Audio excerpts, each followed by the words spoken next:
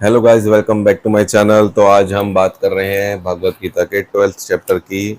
First to 11 chapter मैं already कर चुका हूं, आप सुन सकते हैं, मेरी वीडियोस के अंदर हैं और सारे हिंदी में हैं और कंफर्टेबली आप सुन सकते हैं। तो आज हम 12th चैप्टर करते हैं, देखते हैं इसमें क्या लिखा है। चलो स्टार्ट करते हैं। 12th chapter of Bhagavad Gita Hindi में। अर्जुन पूछते हैं, बोलते हैं, जो अनन्य प्रेमी भक्त जन पूर्वोक्त प्रकार से निरंतर आपके भजन ध्यान में लगे रहकर आपके सगुण रूप परमेश्वर को और दूसरे से जो केवल अविनाशी सच्चिदानंद निराकार ब्रह्मा को ही अति श्रेष्ठ भाव से भजते हैं, उन दोनों प्रकार के उपासकों में सबसे अति उत्तम योगवेता कौन है? फिर भगवान बताते हैं, मुझ में मन को एकाग्र करके निरंतर मेरे भजन ध्यान में लगे हुए जो भक्तजन अतिशय श्रेष्ठ श्रद्धा से युक्त होकर मुझे सगुण रूप परमेश्वर को भजते हैं, वे मुझको योगियों में अति उत्तम योगी मानने हैं।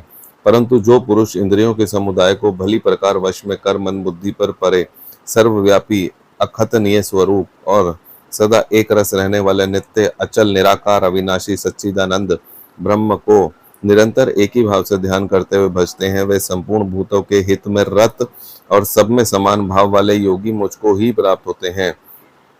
उन सच्चिदानंद निराकार ब्रह्म में आसक्त चित्त वाले पुरुषों के साधन में परिश्रम विशेष है, क्योंकि देहाभिमानियों के द्वारा अव्यक्त विषयक गति दुख पूर्वक प्राप्त की जाती है।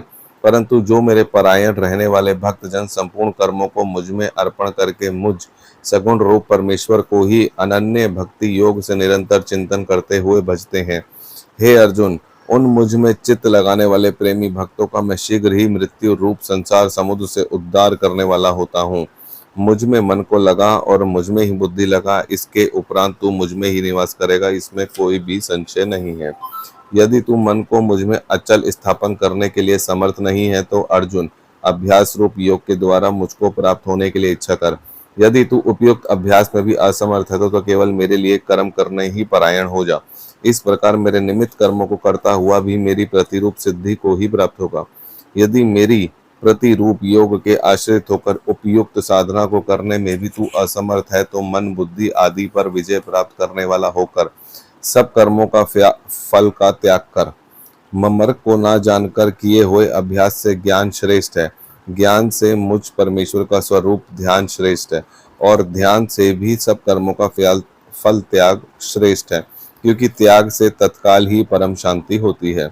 जो पुरुष सब भूतों में द्वेष भाव से रहित, स्वार्थ रहित, सबका प्रेमी और हेतु रहित दयालु है और ममता से रहित, अहंकार से रहित, सुख दुखों की प्राप्ति में सम और क्षमावान है, अर्थात अपराध करने वाला भी अभय देने वाला है, तथा जो योगी निरंतर संतुष्ट है, मन इंद्रियों सहित शरीर वश में किए हुए हैं और मुझ में दृढ़ निश्चय वाला है, वह मुझ में अर्पण किए हुए मन बुद्धि वाला मेरा भक्त मुझको प्रिय है, जिससे कोई भी जीव उद्वेग को प्राप्त नहीं होता और जो स्वयं भी किसी जीव से उद्वेग को प्राप्त नहीं होता, तथा जो हर्ष अमृष भय और उद्वेग दी से रहित है, वह भक्त मुझको प्रिय है।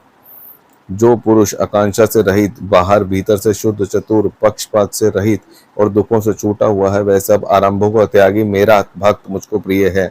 जो न कभी हर्षित होता, न द्वेष करता, न शोक करता, न कामना करता और तथा जो शुभ अशुभ संपूर्ण कर्मों का त्यागी है, वह भक्ति युक्त मुझे पुरुष पसंद है। जो शत्रु मित्र में और मान अपमान में सम है तथा सर्दी गर्मी और सुख दुख आदि में सम और आसक्ति रहित है, जो निंदा स्तुति को समान समझने वाला मननशील और जिस किसी प्रकार से भी शरीर का निर्वाह होने में सदा ही संतुष्ट है, वह रहने के स्थान में ममता और आसक्ति रहित है, वह स्थिर बुद्धि भक्तिमान पुरुष मुझको प्रिय है। परंतु जो श्रद्धा युक्त पुरुष मेरे परायण होकर इस ऊपर कहे हुए धर्ममय अमृत को निष्काम प्रेम भाव से सेवन करते हैं, वे भक्त मुझे अतिशय प्रिय हैं।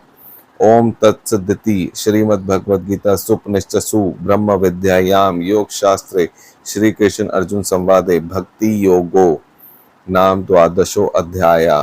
तो 12th चैप्टर में जितना भी बताया वो सब भक्ति के बारे में बताया गया कि मेरी भक्ति कैसे कर सकते हो, ऐसे नहीं तो ऐसे, ऐसे नहीं तो ऐसे, ऐसे नहीं तो ऐसे। तो जितनी भी भक्ति है आप कर सकते हैं, किसी भी तरीके से कर सकते हैं, अभ्यास से, योग से, नाम से, पाठ से, पूजा से, फल किसी से भी कर सकते हो, जैसी आपकी इच्छा। तो ये ओवरव्यू